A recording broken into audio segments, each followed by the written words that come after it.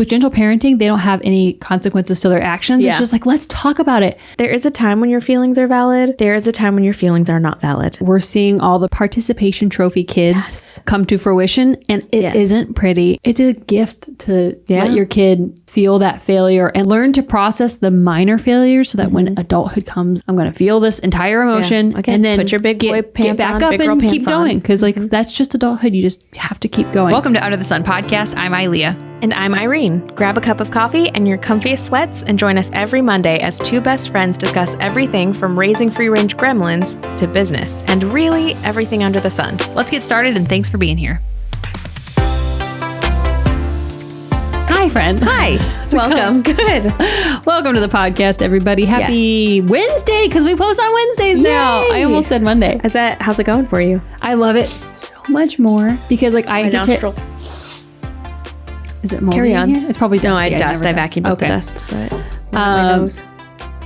Yeah, I love it so much. So I hope you guys are enjoying it being on Wednesdays because I can enjoy the weekend. Yes, I could record in advance, and we do that, but I don't edit in advance. I should, but I don't because I'm working on my time management skills. Yeah. Did I stay up till 3 o'clock in the morning the other night making this dress? Sure did. But it looks amazing. Thanks. I appreciate it.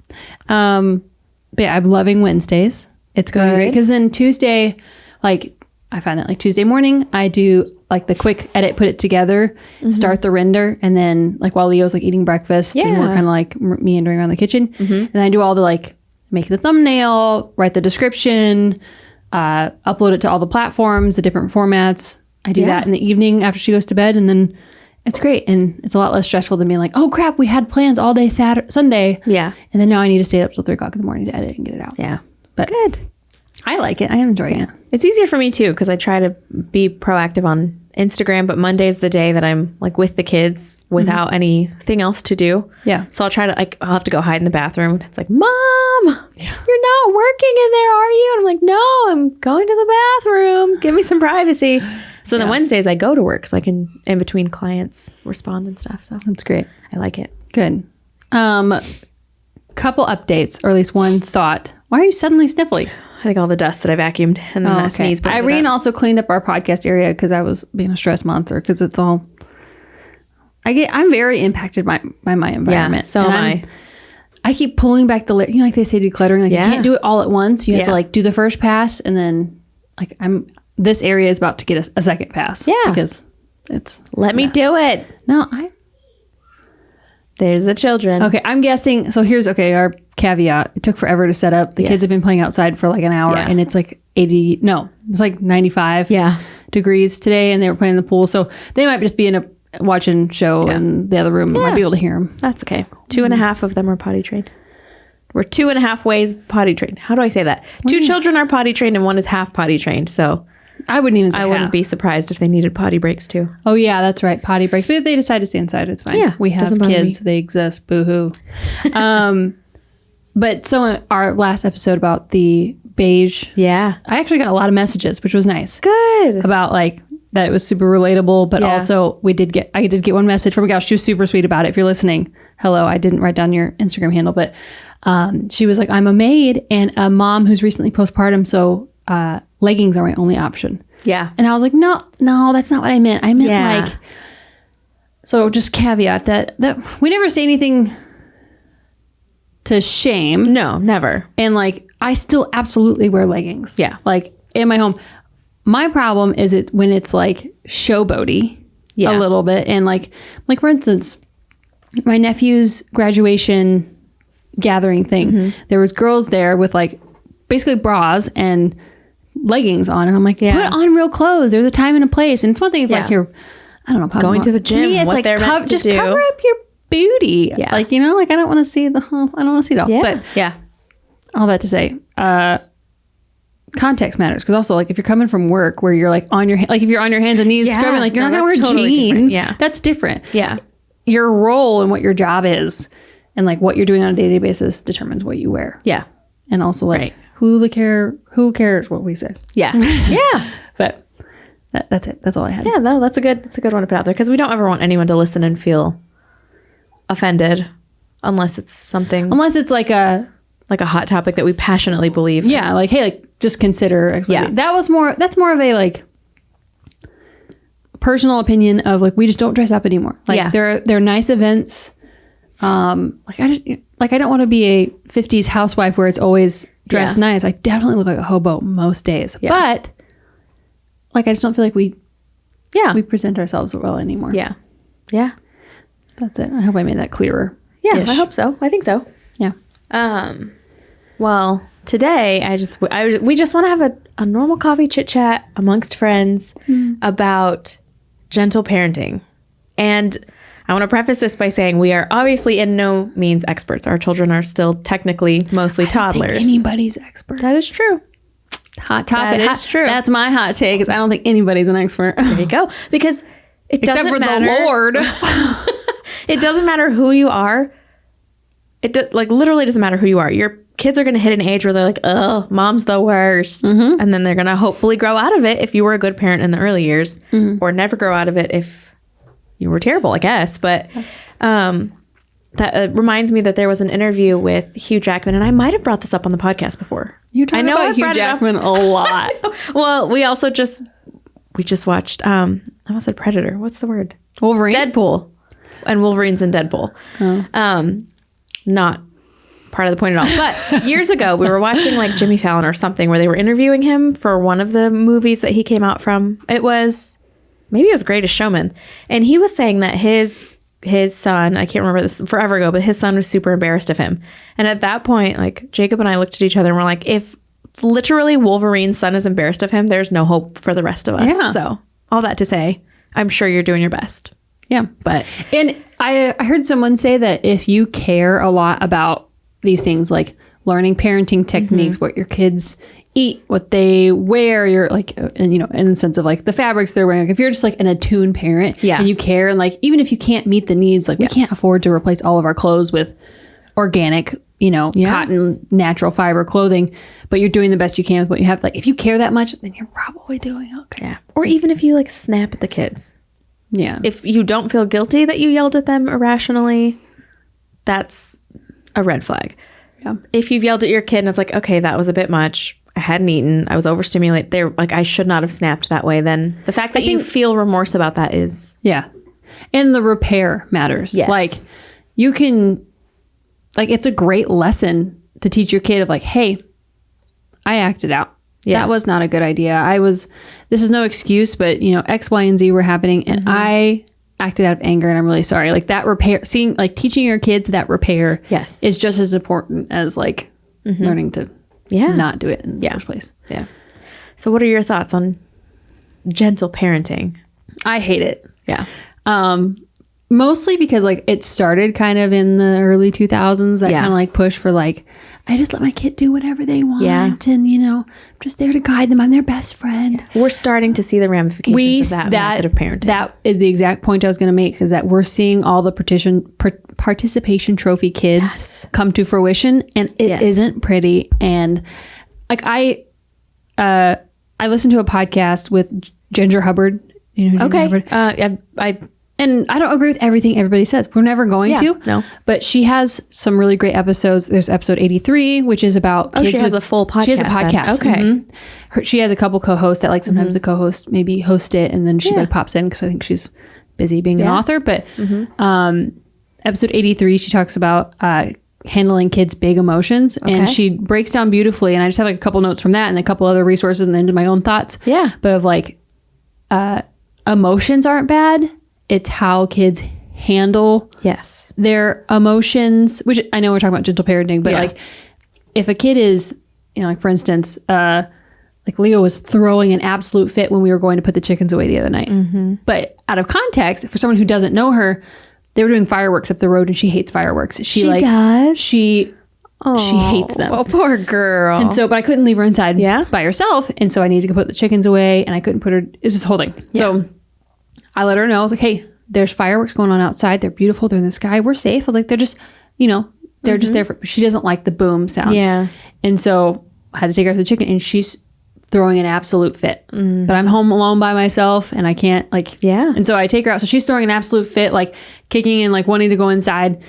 And maybe people who don't know her know like, that's like what a brat. She's freaking out. I'm like, no, she's scared. And in that avenue, or like you take your kid to I would never do this, but like a like Halloween scary house or something, and a kid reacts some way out of fear or anxiety or whatever, and then you're an a-hole to them, like, or you're like, that's where you gentle parent when a kid is having an emotion that's totally normal, like fear, anxiety, sadness, disappointment, anger, like emotions. Like God gives us emotions, like their emotions aren't bad, and we need to help guide our kids to identify the emotions. But if your kid is being like, I have them as the 3Ds.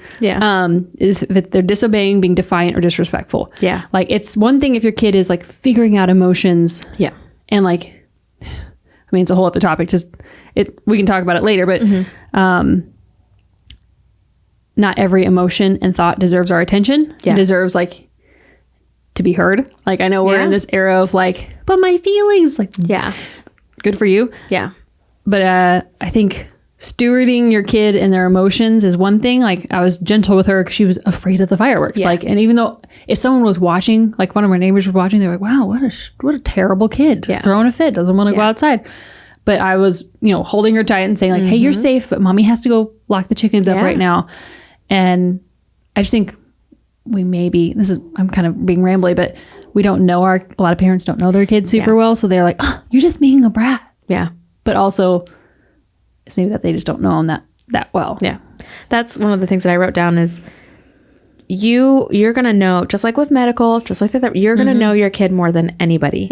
And I guess I'm anti-participation trophy. I'm not really, I guess, anti-gentle parenting, basically what you already said, if it's in the right context. Like we are called to be patient.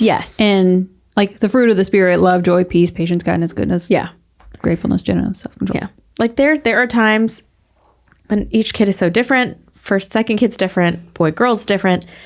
But there's a time when like my daughter will have a lot of emotions and I'm getting snippy with her because I've tried calmly to say, hey, it's okay to be angry. It's not okay to XYZ. And giving her the pre-warning that, hey, it's okay to feel this way. It's not okay to kick the wall. It's not okay to hit your brother.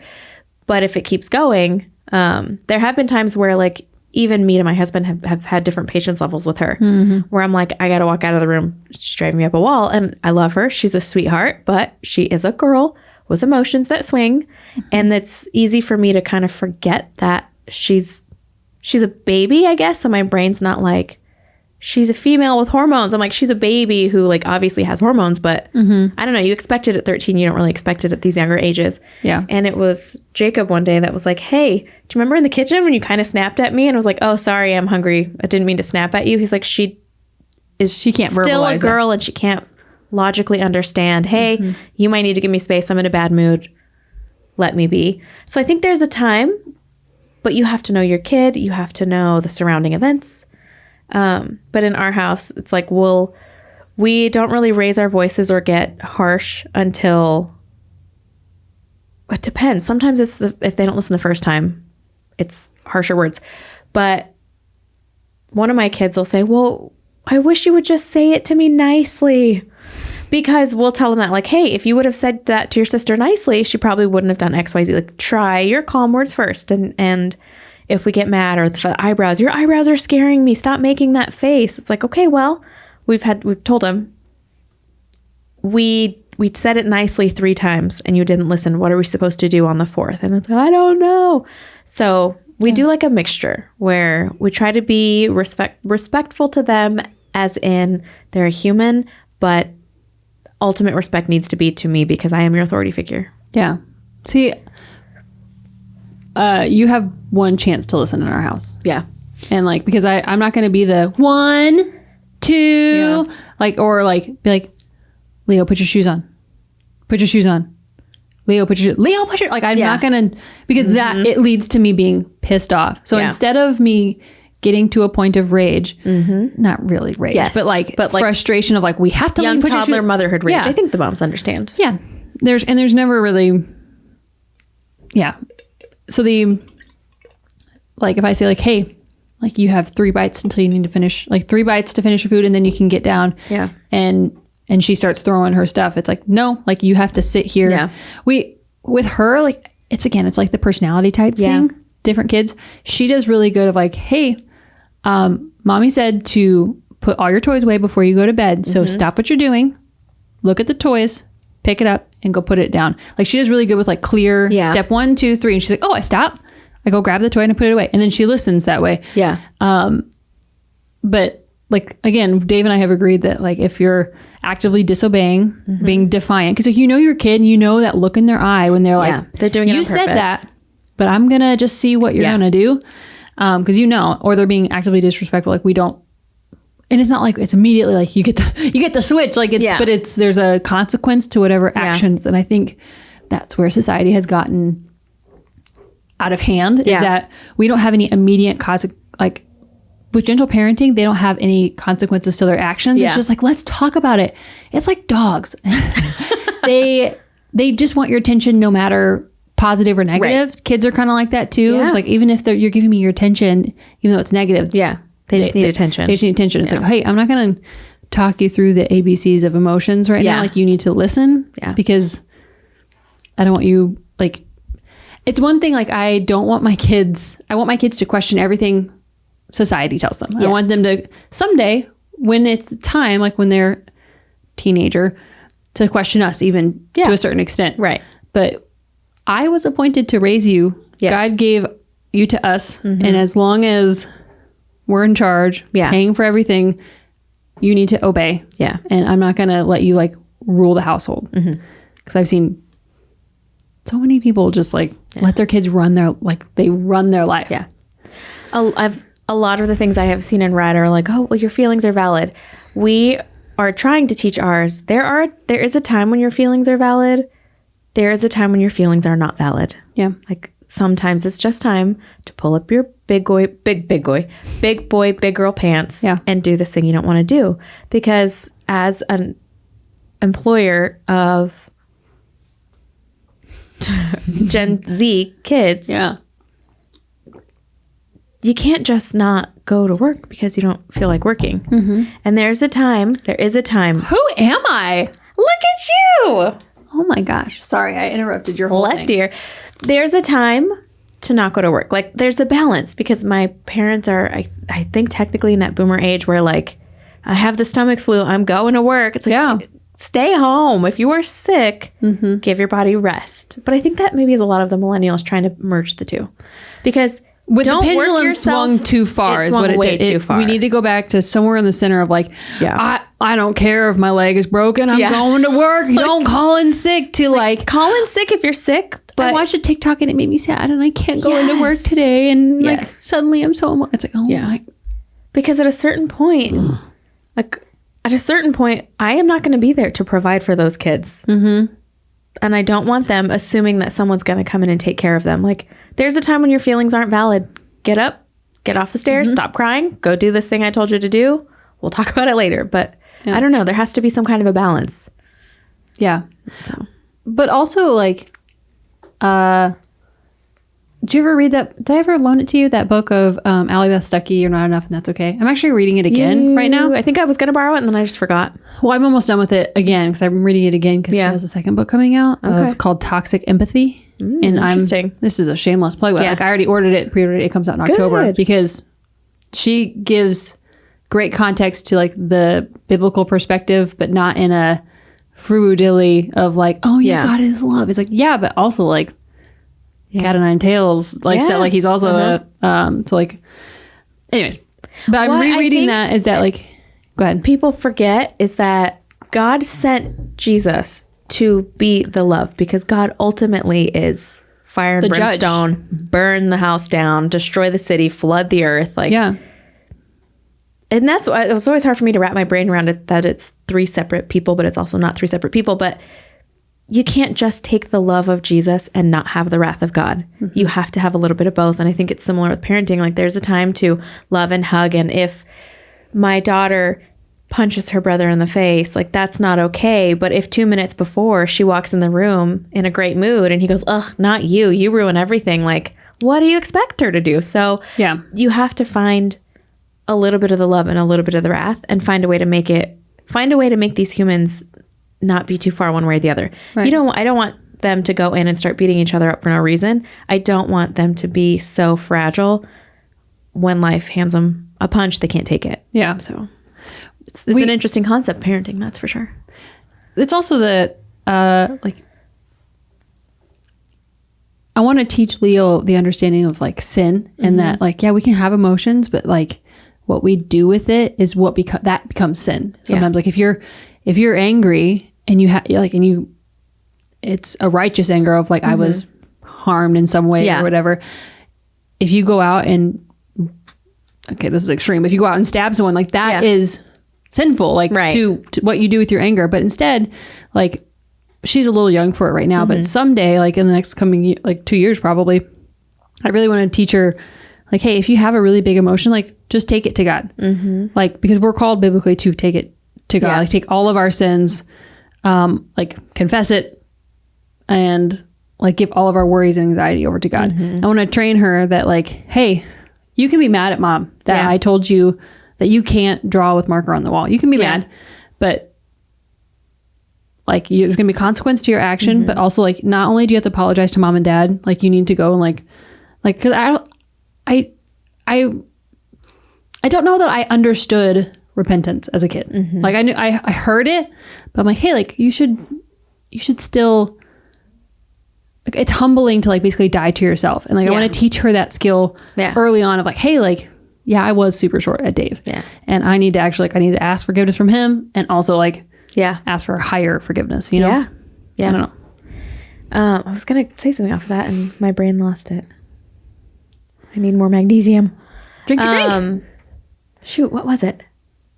It was on... Oh, that's something my kids will say. Specifically, my oldest will come up and if he's in a mood or upset or something, he'll say, Mom, will you please pray to God to take these feelings away?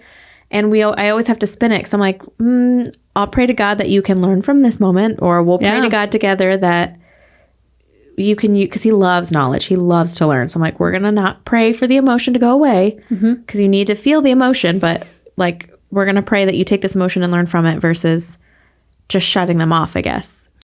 Are you a person? I'm a person. Are you a person that breathes? Yeah. Then you probably have a worm in your booty. Oh.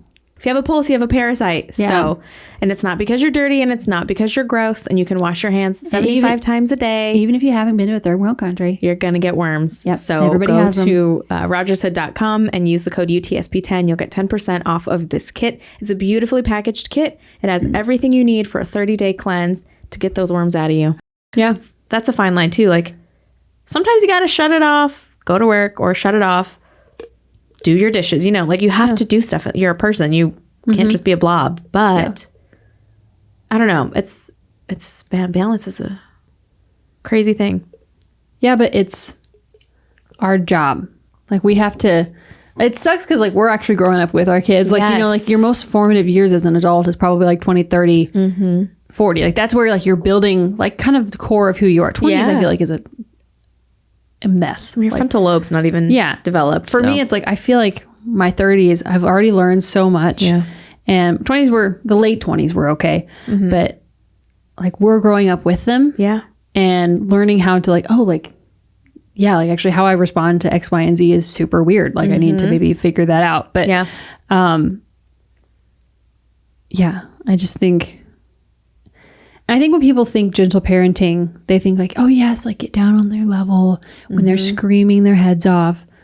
And sometimes you need to just pick them up and take them out of the, take them out of the situation and like let them scream. And then when they're done, I don't know. I only have a 2-year-old but I've also witnessed a lot of like friends have to do the gentle parenting. And then the people who are way too strict and their kids have no joy. Yeah. Like they're scared to do anything like they're still kids. You want them to have fun and age appropriate discipline. That's what I was just going to say. Is for me, it's like my own mental age of accountability for my kids. Like, you know, your kid, you know what ages they are mentally developed enough to, like if my 13-month-old who doesn't have words is screaming, tantruming at that point, most of the time, I mean, for me, at least they were still nursing. So their regulation, like I was their regulator. Yeah.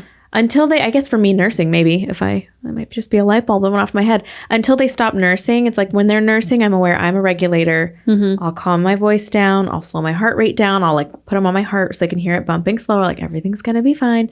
Once they're off of me and can make conscious decisions to do right or wrong, then it's a little more like, hey, that was a stupid thing you did. Let's correct it.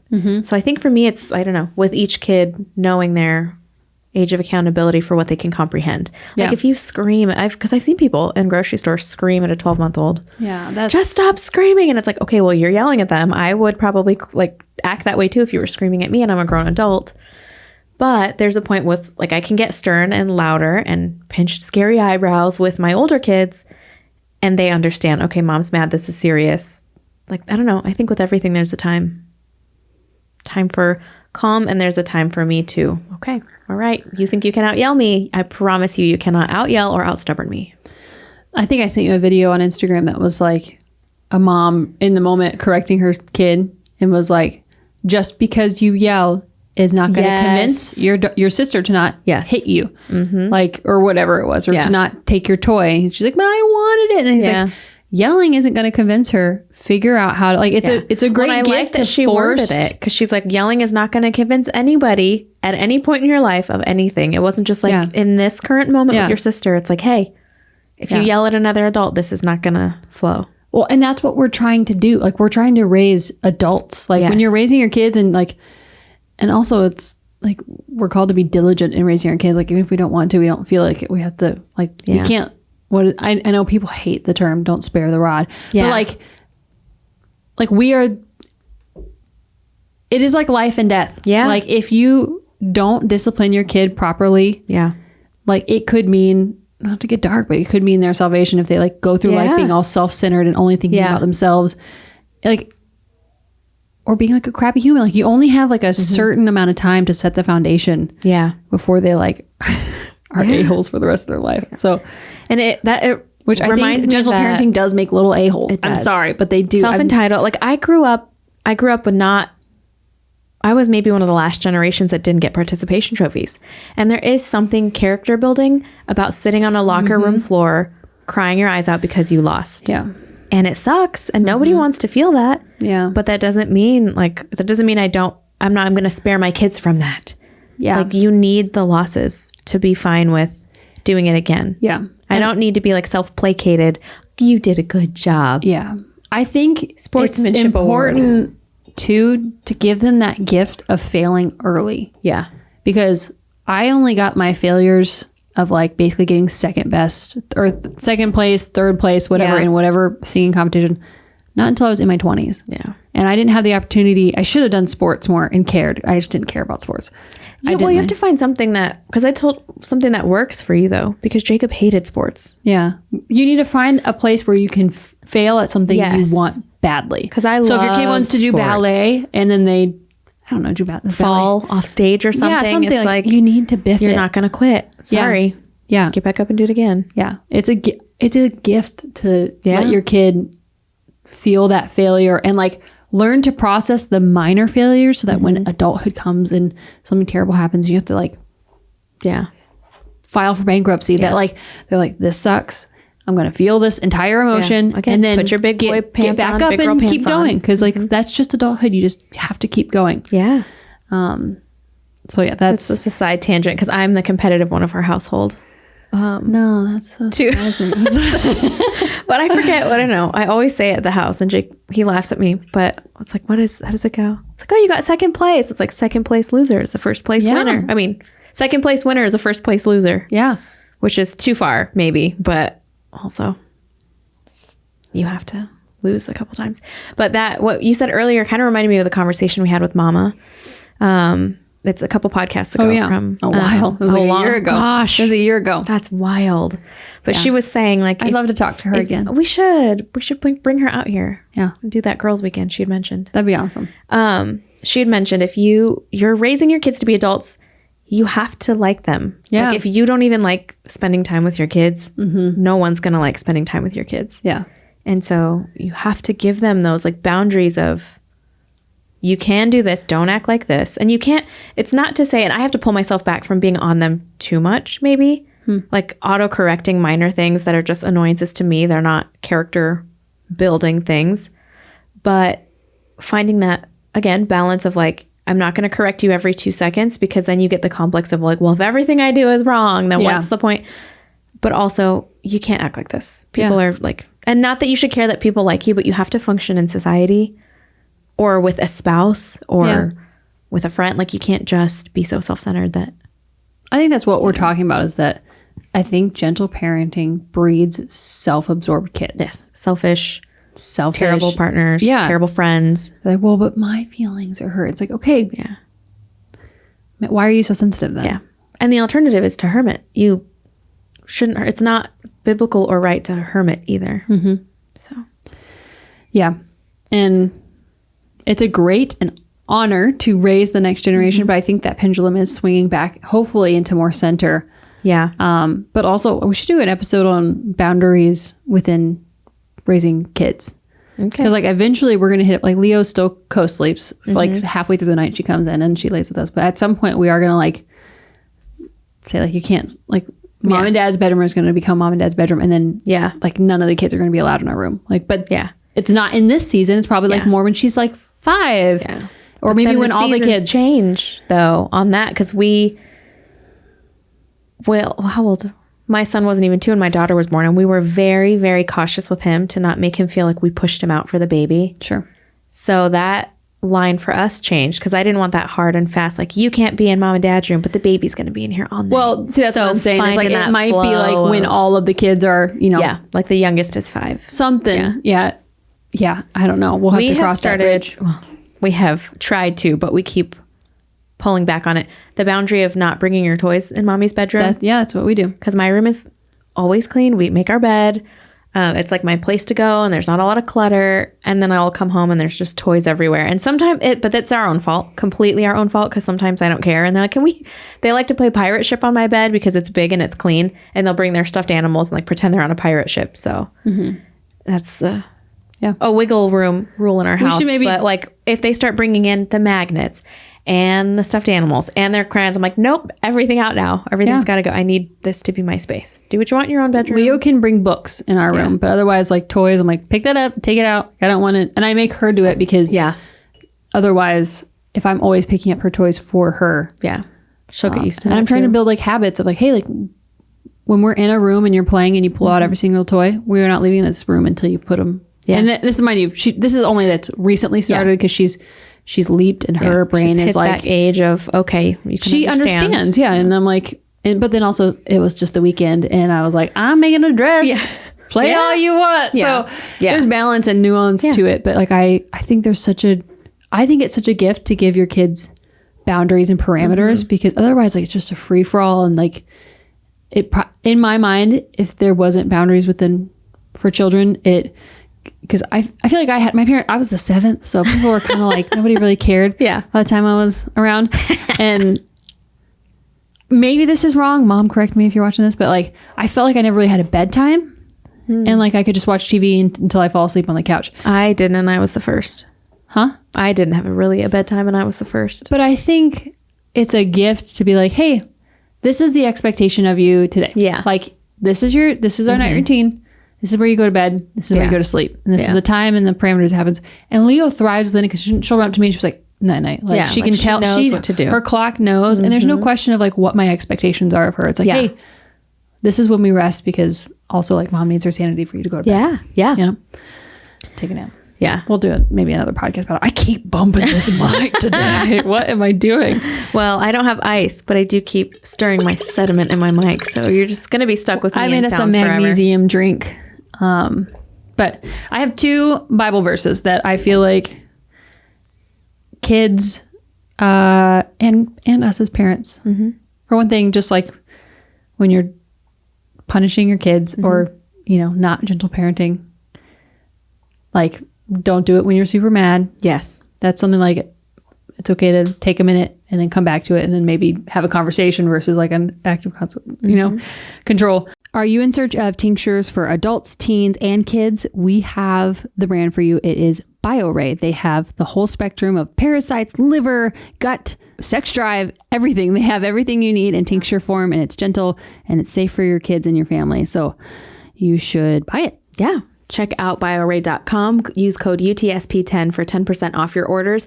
Their website is super helpful. If you have any questions, their customer service is one of the best. You can message them on anything. Like I had a dropper clog and I just wanted to make sure like, hey, is this clogged or am I growing like a bacteria that is going to be harmful or whatever? They were super helpful. I sent pictures and their response is amazing. So you can also go and fill out this like questionnaire thing on their website and they will help direct you into what kind of supplements you need. Yeah, because it's really hard to determine. Like it's hard to like observe your own body and be like, what do I actually need? And they'll like ask leading questions so that they can help guide you to what you really need. So bioray.com, code UTSP10. Matthew 11:28-30 says, "Come to me all who labor and are heavy laden, and I will give you rest. Take my yoke upon you and learn from me, for I am gentle and lowly in heart, and you will find rest for your souls. For my yoke is easy and my burden is light." 1 Peter 5:6-9 says, "Humble yourselves therefore under the mighty hand of God, so that at the proper time, he may exalt you, casting all your anxieties on him because he cares for you. Be sober-minded, be watchful. Your adversaries, the devil, prowls around like a roaring lion, seeking someone to devour. Resist him, firm in your faith, knowing that the same kind of suffering are being experienced by your brotherhood throughout the world." For me, with parenting, I also recognize like even if I'm super tired and I'm like, I just don't feel like following through, like I said to do X, Y, and Z, and you're not doing it. Yeah. Like it's for a bigger purpose of like, it's not just like listening, but it's also teaching them to be sober minded and not there's an enemy out there, like trying to get a hold of our kids. And like, I might be tired, but boo hoo. Like I for the most part, try to follow through even if I'm exhausted to where like I do what I say and I say what I mean. Yeah. And then when I fall short as a parent of like, oh shoot, I yelled, or I was too short. I humble myself to Leo and I say, I'm so sorry. Mommy was short and forgive me. And then, like cast my anxieties on God. And I know it sounds lame and we hear it all the time. Yeah. But it does help. Yeah. So I'd also add in, while we're in these ages of our kids being so young, that train up a child in the way he should go. When he's old, he will not depart. Yeah. And that doesn't mean you train them and they're going to be perfect. It doesn't mean they're not going to do whatever they want when they're teens or 20s. It means once their brains are mature enough to start reflecting, I think that's when you tend to fall back on how you were raised in those early ages. My parents did an excellent job with that. Like, I feel like I learned all of these, even if it was just me repeating what they were saying that were biblical principles, like, and I hadn't actually like read it and learned it for myself, because what kid really wants to just, 10-year-old wants to read the Bible on the weekends, Right. But they like imprinted it. They like, what is it? God says like, write scripture on your heart or whatever.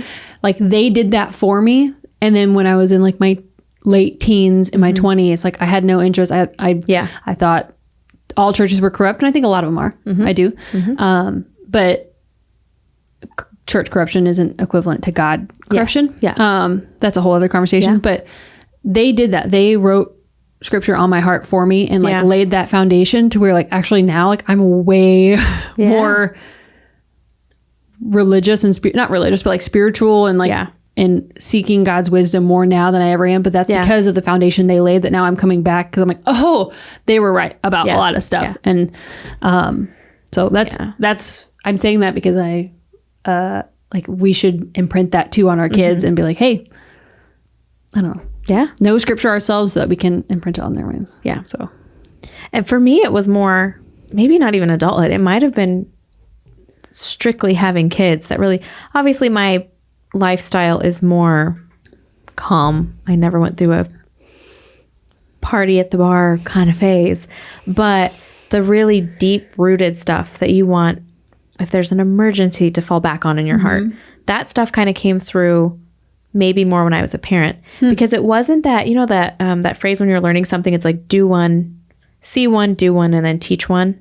Have you heard of that principle? No, I don't think so. They do it a lot in like the beauty school realm. Like you watch a haircut be done, you do the same haircut, and then you teach somebody else that haircut and that cements it in your brain. I think it all came full circle with me because you see your parents when you're younger, you do what they tell you to do because they tell you to do it. And then there's this lull where you're kind of figuring things out. Then I had kids, and all of a sudden it's my sole responsibility to teach you how to be a human. And so it's like that see one, do one, teach one. That's and it wasn't until I flipped to that I had to start teaching someone phase. Because I've been a teacher before of like kids and taught in the Sunday schools. Higher, but it's like, oh, I am responsible at the end of my life to God for how you are as a person. And that's when it was like, whoa, okay, what do I believe? What do I fall back on? And a lot of it swung back to how I was parented as a small kid. My hot take is that like I definitely had purpose and like a drive for things before I had Leo. And this is a tangent, but and like because someone said, "Oh, who's that?" No, not Mel Robbins. Who's that inspirational speaker guy? He's really tall. Tony Robbins. Yeah. Tony Robbins said that women only have kids because they're lacking purpose, and I don't think that's true. No, and I think he's an idiot for that actually. Yeah, but I had plenty of purpose. I don't think I had any. How do I say this? For like spirituality, like it radically showed me, like I finally understood what the Bible meant about like, you think you love your kids, like that's, imagine how much more I love you. Yeah, I did not get that until I had Leo. And also your kids are for better or worse, a mirror of you and your decisions. And it's honestly, I think everyone should have kids. If you have like if you're married and you want to, like you guys want kids, like I think it's so edifying. Like it brings you to the end of yourself. It makes you have to sacrifice. And I think we don't do that these days. And I wouldn't have, I would have been like, that's so annoying before I have kids. Yeah. Like, it's so good to be like, oh, I'm sick and you're a baby. Yeah. And there's nobody here besides me. Boo-hoo that I'm sick. Still go. And like, I impress myself sometimes. I'm like, how did I do that? Like, how did I, it's so good to come to the end of yourself, or also be like, God, I feel X, Y, and Z. I don't feel like I'm adequate in this scenario. I can't do this without you. Yeah. If you could, like, and it's amazing. I think it opens your eyes to like, oh crap, I'm responsible for you. What an honor, but also like, gulp. Like, I hope I do right, you know, and when I go on judgment day, like, I hope I do right. But also like, it's just, I don't know, I think it's so good. It's so edifying. Yeah. I have two thoughts to that. Yeah, sorry, I'm rambling. No, that's okay. Wrap it up.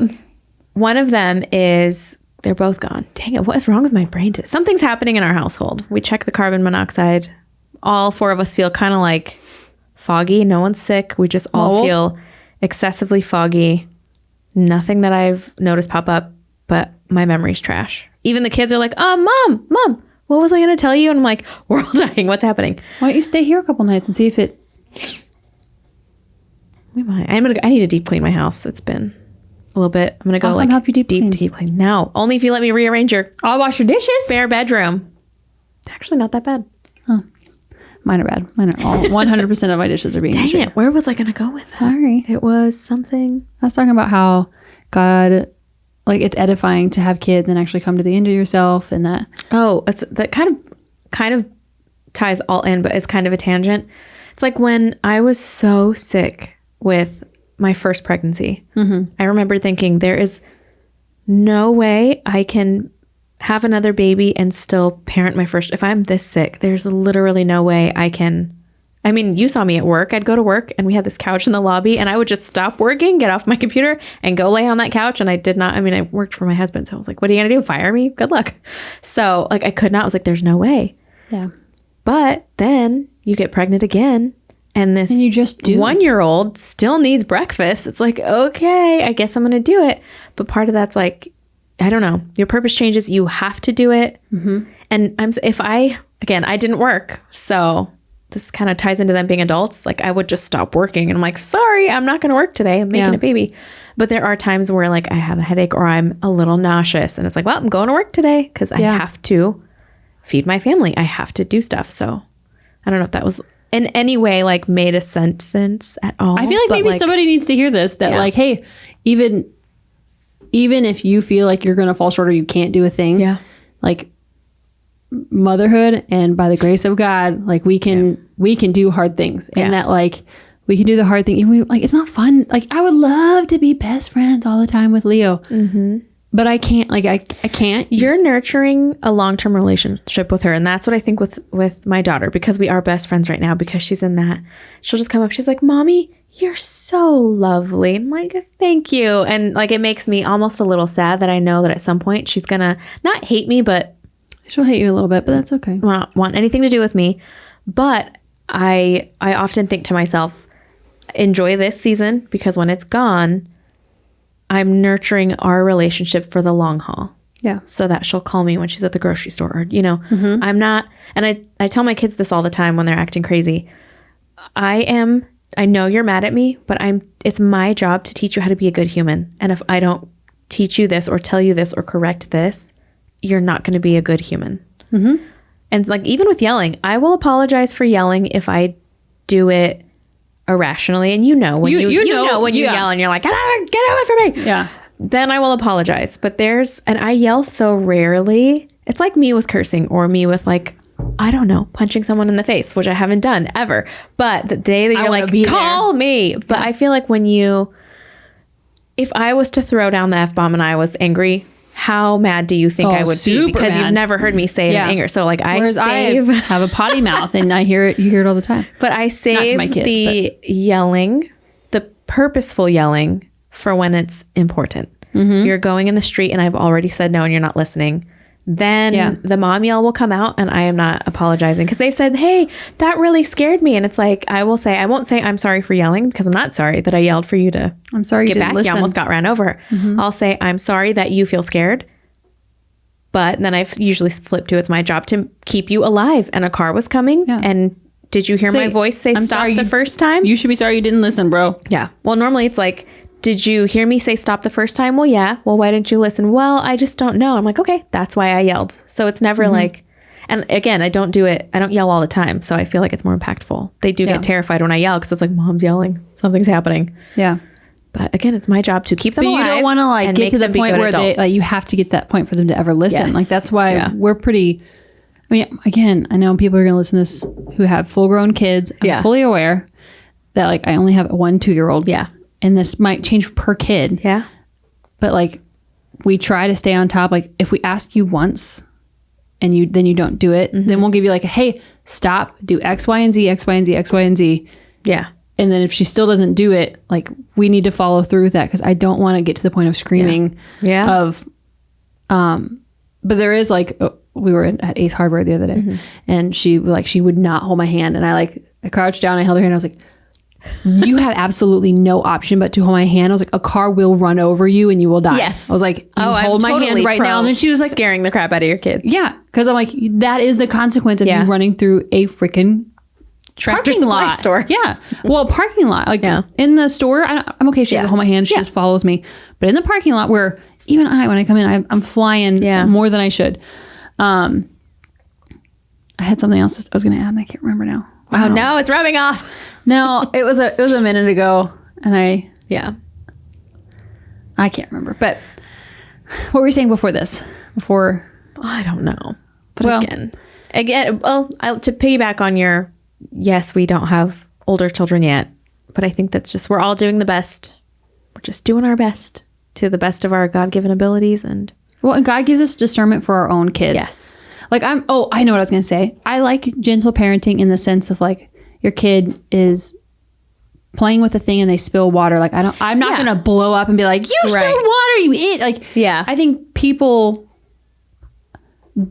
equate that to gentle parenting, and not like the hard times of like, hey, my kid is being an a-hole and is like, you know, throwing a fit or being disrespectful. Like, that's where I don't think gentle parenting is, I don't want it. Yeah. But where it's like, oh, like she made a mistake, I'm not going to make her feel like crap because she spilled all the things. Now, if I told her not to do the thing, not to play with those glasses of water on the table, and then she intentionally disobeyed, then there will be a consequence of like, you did not listen. Yes. Get down, go get a paper towel.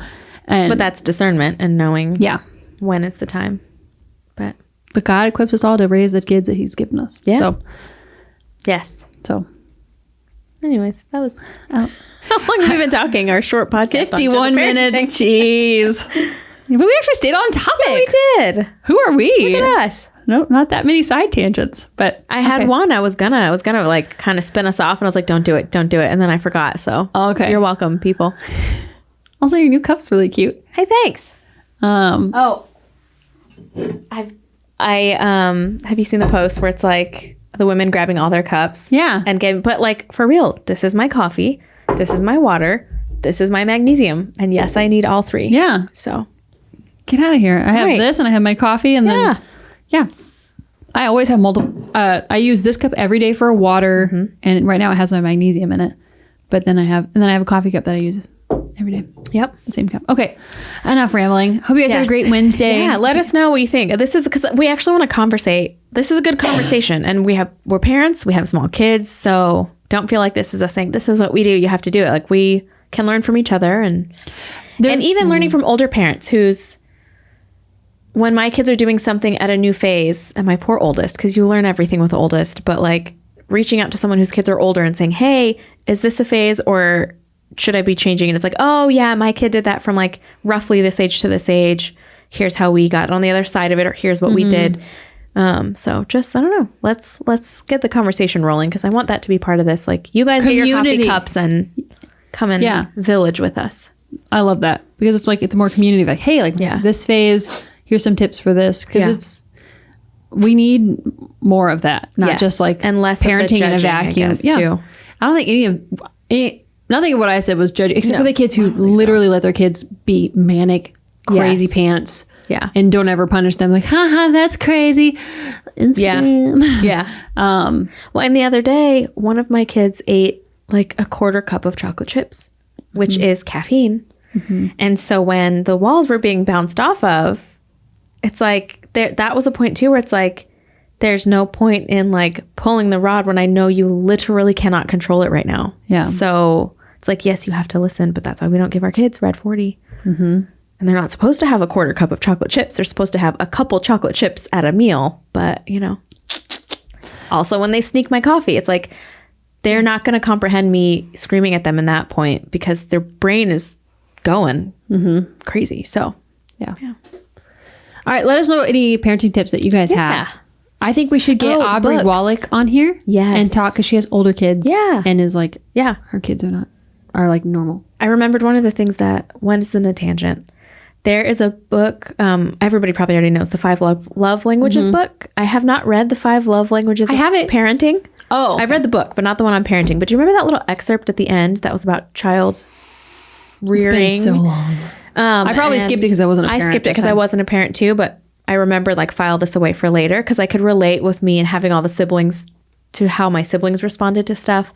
But part of the 5 love languages of parenting in that little excerpt was you are going to respond more. And it's the same with God and us as adults. You're going to respond more to correction in your love language than you would if, for instance, mine is not words of affection.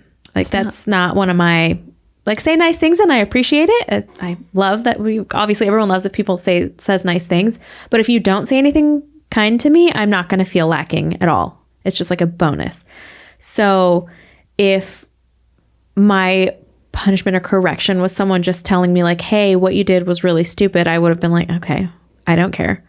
But I have siblings who, or I guess I'll pull my kids in. I'm trying not to pull my kids in as much because I don't want them to grow up and be like, why did mom talk about me on the podcast? Like the fear of being a PK and being a sermon. But one of my kids' love languages is quality time. So the absolute worst thing we can do is say, go to your room by yourself. Yeah. Because that punishment is not, it's the opposite of quality time. It's seclusion and alone and go sit in your room for X amount of minutes. That is more impactful than me saying, hey, you might get a pop on the butt if you do this. It's like you can see the wheels spinning of, is this worth me getting a pop on the butt for? Like touching a hot stove, something that's like necessary for your life.